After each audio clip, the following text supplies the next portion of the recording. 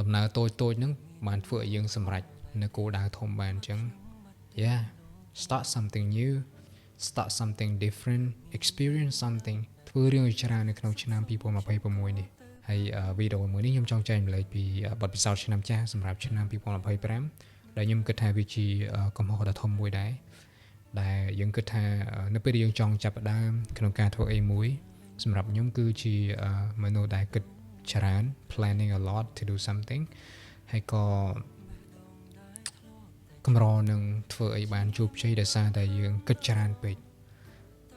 យើងគិតរហូតដល់ថា 4-10 ឆ្នាំទៅមុខក៏មានដែរប៉ុន្តែវាមិនមែនថារឿងអត់ល្អទេវាជារឿងល្អប៉ុន្តែ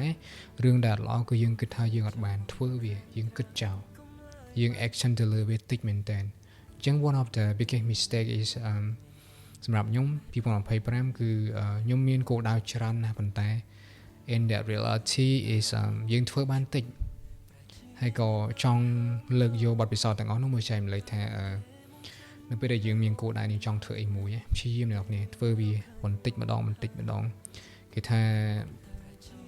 ដំណើរតូចហ្នឹងបានធ្វើឲ្យយើងសម្រេចនៅគោលដៅធំបានអញ្ចឹង yeah start something new start something different experience something ធ្វើរឿងឲ្យច្រើននៅក្នុងឆ្នាំ2026នេះ